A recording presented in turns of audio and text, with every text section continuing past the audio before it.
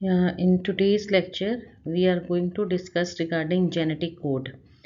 देखो बच्चों, अभी तक जो भी हमने पढ़ा है वो डीएनए का स्ट्रक्चर पढ़ा है, रेप्लिकेशन पढ़ा है, देन उसके बाद ट्रांसक्रिप्शन, और नेक्स्ट जो टॉपिक है दैट इज़ वेरी इंपॉर्टेंट और वो आ जाता है रिगार्डिंग ट्रांसलेशन। लेकिन ट्रांसलेशन को पढ़ने से पहले हमें कि कोडिंग के बारे में जानना बहुत ज़रूरी है। जैसे कि आप आर्टिफिशियल इंटेलिजेंस में भी कोडिंग पढ़ते हो, इसी तरह से कि डीएनए एक्चुअली मेन जो है ना डीएनए है, उसके सीक्वेंसेस हैं और उन्हीं के कोड्स ही जो होते हैं वो आगे प्रोटीन के जो सीक्वेंसेस अमाइनो एसिड्स उनको बनाते हैं। लेकिन ये सारा सब कुछ कैसे होता है वो मैं आज की वीडियो में बहुत ही इंटरेस्टिंग वे से आपको बताऊंगी कि आपको एक बार ये वीडियो देखने से ये वाला टॉपिक अच्छे से याद हो जाएगा। जैसे हमें पता है कि DNA is the master molecule, और डीएनए जो है वो प्रोटीन सिंथेसिस के लिए उस प्रोसेस को शुरू करता है, गाइड करता है, रेगुलेट करता है और कंट्रोल करता है। अब है तो देखने में बड़ा कॉम्प्लिकेटेड सा लगता है जब आप डीएनए को देखते हो कि डबल स्टैंडर्ड डीएनए, उस पर एटीजीसी है, उसमें कॉम्प्लीमेंट्री है, एमआरएनए में कॉम्प्लीमेंट्री है, ये सब क्या चीज़ें हैं। लेकिन इस कॉम्प्लिकेटेड फंक्शन को कैसे डीएनए वर्क करता है और प्रोटीन सिंथेसिस में हेल्प करता है। नेक्स्ट है, this information has to be verily located in the DNA itself. जब सबसे पहले ये नॉफ्स्की और साराभाई ने 1964 में ये एविडेंस दिया था कि जो डीएनए है it is the site for storing the information that is in the form of sequence of nucleotide, और जिनको हम क्या कहते हैं, नाइट्रोजन बेसिस। देन ये सारा भाई दिखाएं कि वो कैसे अमीनो एसिड मैपिंग और एनालाइजर मशीन पे काम कर रहे हैं। और नेक्स्ट इसके बाद अगर हम और डिटेल में पढ़ते हैं प्रोटीन के बारे में, तो वी नो दैट कि protein is made up of 20 amino acids. और क्रिक ने इस इंफॉर्मेशन को, जो उसके स्टोरेज फॉर्म है, उसकी कोडेड लैंग्वेज को क्रिप्टोग्राम बोला, और this is also known as genetic codon. So genetic code जो है, इनमें कोडोन वर्ड्स होते हैं, जो कि ये जो कोडिंग वर्ड्स होते हैं these are specific for specific amino acid. So genetic code जो है actually it's a collection of base sequences which is corresponding to amino acid. So अगर हम नॉर्मली देखते हैं डीएनए के अंदर अगर आप देखोगे तो हमारे पास 4 बेसिस होते हैं, एडेनिन, गुआनिन, साइटोसिन और थायमिन। तो 4 bases equivalent to 4 amino acid हो गया। मतलब अगर एक ही बेस है, लाइक एडेनिन ए जो है, हम कहें कि वो एक अमाइनो एसिड को रिप्रेजेंट करता है, जी दूसरे अमाइनो एसिड को, सी तीसरे को और टी चौथे को, तो ऐसे करके only 4 amino acid can be formed. लेकिन ऐसा तो होता नहीं है। फिर उसके बाद अगर हम कॉम्बिनेशन ऑफ 2 नाइट्रोजन बेसिस लेते हैं, लाइक यूसीएजी के, अब अगर कॉम्बिनेशन बना के देखते हैं तो टोटल हमारे बेस्ट पॉसिबल 16 कॉम्बिनेशन बनते हैं। तो वो भी कोड कितने को कर पा रहे हैं, फिर 16 अमाइनो एसिड को। बट जैसे मैंने पहली स्लाइड में आपको बताया कि टोटल अमाइनो एसिड 20 होते हैं। Next comes a combination of 3 nitrogen bases. अगर 3 नाइट्रोजन बेसिस हम ट्रिपलेट कोडोन, ये आपकी बुक में भी दे रखा है, तो वो 64 different types of amino acids है। तो ये कॉम्बिनेशन वाला जो एविडेंस था it was acceptable. So George Gamow ने 1954 में ही suggested that in codon there must be combination of 3 consecutive nitrogen bases which will be sufficient to specify 20 different types of amino acid। लेकिन 64 आ रहे हैं तो इसका मतलब 20 को तो कोड करते हैं, तो एक अमाइनो एसिड में एक से ज़्यादा कोडोन होने की चांसेस हो जाते हैं। सो ये गैमो का वर्क था। और उसके बाद जो है अगर हम फिर इनको डिटेलिंग में देखते हैं तो यहाँ पे आपको देखोगे कि डबल स्टैंडर्ड ये डीएनए, देखो डबल स्टैंडर्ड डीएनए में से एक टेम्पलेट स्ट्रैंड है, दूसरा कोडिंग स्ट्रैंड है। टेम्पलेट स्ट्रैंड से फिर एमआरएनए बनता है, और एमआरएनए से फिर इनके 3-3 के कॉम्बिनेशन से एयूजी हमेशा इनिशिएशन कोडोन होगा। सो 3-3 के कॉम्बिनेशन से डिफरेंट डिफरेंट अमाइनो एसिड बन के और वो पेप्टाइड बॉन्ड से जुड़ के पॉलीपेप्टाइड बनाते हैं। अभी अगर हम नायरनबर्ग का काम देखें और मैथिका, they were able to synthesise artificial mRNA. और उन्होंने क्या किया था, सिर्फ एक, वो कैसे उन्होंने किया, सिर्फ एक ही नाइट्रोजन बेस को लिया, उसकी multiple copies like you you you you you जो यूरेसिल है, तो ऐसे एक ही अगर नाइट्रोजनस बेस को अगर यूज़ किया जाता है तो उनको होमोपॉलीमर बोला जाता है। तो होमोपॉलीमर में उन्होंने देखा, so synthetic poly-U sequence was transferred to protein synthesizing enzyme.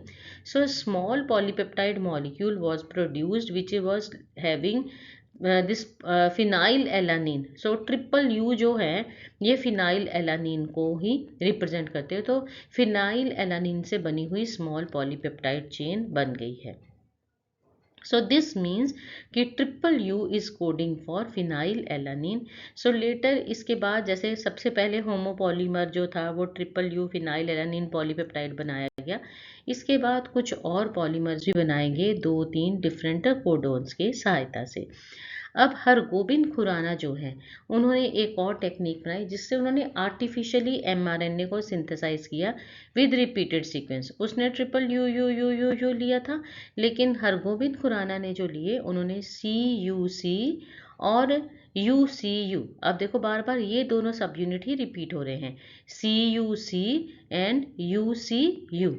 So by using synthetic DNA, Dr. Khurana prepared chains of polyribonucleotides with known repeated sequences of 2 or more nucleotide. So CUC और UCU जो है इनको उन्होंने use किया था। अब अगर हम इनका देखते हैं कि ये कौन से अमाइनो एसिड के लिए हैं, तो ये 2 डिफरेंट अमाइनो एसिड को कोड करती है, ल्यूसिन और सीरीन को। So similarly polypeptide chain with three जो है, अगर हम ये C U A C U A C U A use करते तो ल्यूसिन बन जाता है। और सब में आप देखिए कि अगर सी यू ए कंपोनेंट लिया तो इससे ये पता चलता है सी यू ए कोड करते हैं ल्यूसिन को, सारे ल्यूसिन जैसे हमें नज़र आएंगे। देन सिविरो ओकोवा, इन्होंने एक और आगे इस्टेब्लिशमेंट दिया। उन्होंने बोला कि एंजाइम होता है poly nucleotide phosphorylase and this is also helpful in polymerising RNA with defined sequences in template. So enzyme synthesis में ये हेल्प करते।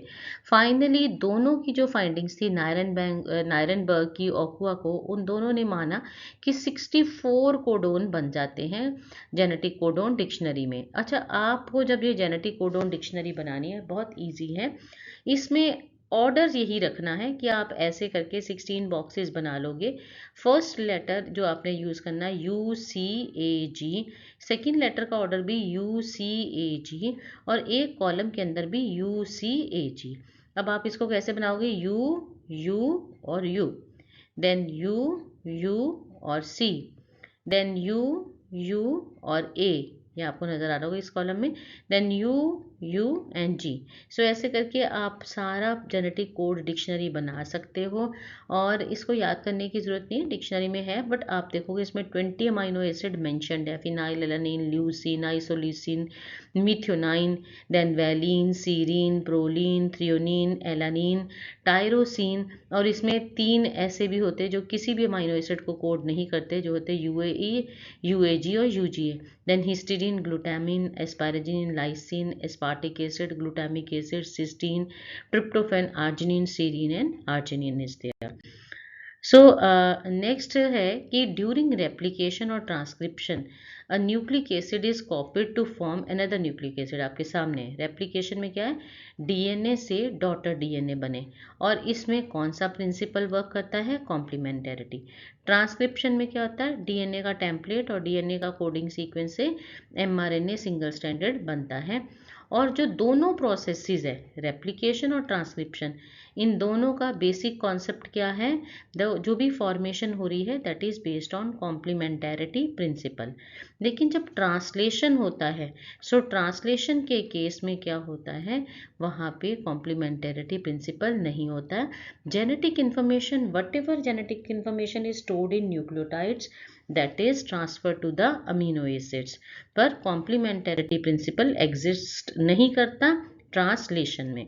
So it is evident that change in nucleic acid results in change in amino acids. Then next अब हम features करेंगे कि genetic code के क्या क्या फीचर्स होते हैं। सबसे पहला फीचर आता है कि जेनेटिक कोड जो है वो ट्रिपलेट है। देखो 3 बेसिस जो है वो एक कोडोन को बनाते हैं और एक कोडोन जो है दैट स्पेसिफाइज 1 अमाइनो एसिड। अगर आप उनकी डायरेक्शनलिटी पोलैरिटी देखते हो तो ये हमेशा 5 प्राइम टू 3 प्राइम डायरेक्शन में ही होते हैं। इन एवरी लिविंग ऑर्गेनिज्म, कुछ भी हो, चाहे बैक्टीरिया हो चाहे ह्यूमन बीइंग हो, हर किसी में ट्रिपलेट कोडोन ही एक अमाइनो एसिड को कोड करता है। नेक्स्ट आ जाता है कि इनकी, जैसे मैं पहले भी आपको पीछे बता चुकी कि डायरेक्शनलिटी क्या होती है, that is always 5 prime to 3 prime. AUG very first जो अमाइनो एसिड है मीथ्योनाइन, और इसको इनिशिएशन कोडोन भी बोलते हैं। इसकी डायरेक्शनलिटी जैसे हम DNA में कहते हैं एक स्ट्रैंड 5 प्राइम टू 3 प्राइम है, दूसरा 3 प्राइम टू 5 प्राइम है, टेम्पलेट 3 प्राइम टू 5 प्राइम होगा, newly synthesise 5 prime to 3 prime होगा। इसमें जेनेटिक कोड की एक ही डायरेक्शनलिटी है, that is 5 prime to 3 prime. Then next है कि जेनेटिक कोड जो होता है दैट इज नॉन ओवरलैपिंग। क्योंकि अभी आपको थोड़ी मैं इसमें एग्जांपल से दिखाती हूँ। अगर ये ओवरलैपिंग होता लाइक AUG, फिर उसके बाद UGU, फिर GUU, फिर UUC, तो ओवरलैपिंग होता तो 4 अमाइनो एसिड होते, जबकि ऐसा नहीं। AUG और UUC जो है वो 2 अमाइनो एसिड ही बनाते हैं, 6 अमाइनो एसिड या 4 अमाइनो एसिड नहीं बनाते हैं। Only 2 amino acids are there. Okay, experimentally evidence भी ये इसमें प्रूव करता है कि देयर इज़ नो ओवरलैपिंग। क्योंकि जब आप कोडोन को स्टडी करते हैं तो पता चलता है ये 3 जो है ट्रिपलेट कोडोन एक अमाइनो एसिड को कोड करता है, एंड देन नेक्स्ट जो है UUC ये दूसरे अमाइनो एसिड को कोड करता है। If it had been overlapping तो 6 होने चाहिए थे, but there would be 4 amino acid molecules, और 6 में 4 अमाइनो एसिड मॉलिक्यूल आपको नजर आते। देन जेनेटिक कोड अगर देखिए उसमें कोई पंक्चुएशन मार्क नहीं है, इट इज कॉमालेस, और no punctuation mark between successive and consecutive codons. Then next property क्या है डीजेनरेसी की, कि एक सिंगल कोडोन जो है वो एक अमाइनो एसिड को कोड कर सकता है। मींस एक अमाइनो एसिड के एक से ज़्यादा कोडोन हो, लेकिन अगर हमने बोला UGU ही है तो UGU फिनाइलएलानिन के लिए नहीं है, वो सिस्टीन के लिए है। वो हमेशा सिस्टीन के लिए, UGC है वो हमेशा सिस्टीन के लिए रहेगा। ठीक है, और ऐसे ही आइसोल्यूसिन के भी 3 कोडोन देखा है यहाँ पे।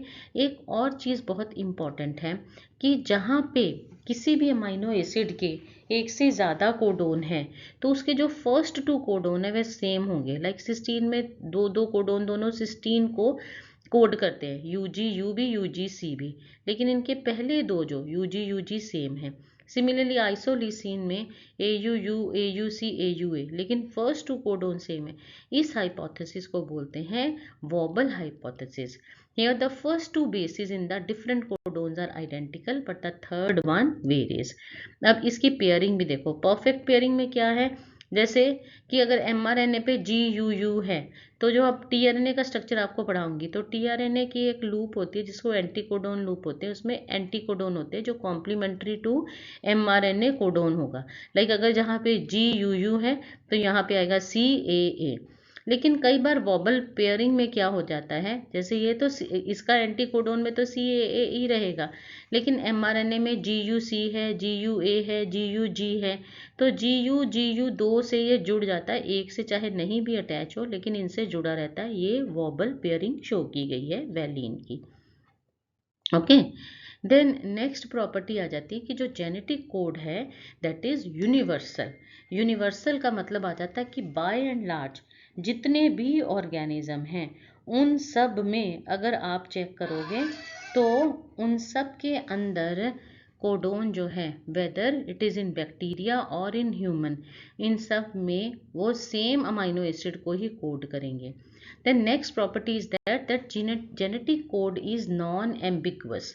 नॉन एम्बिगुअस में आ जाता है कि specific amino acid is encoded by particular codon. ठीक है, लाइक जैसे हमने किया था कि ट्रिपल U है वो ट्रिपल U फिनाइलएलानिन को ही कोड करेगा।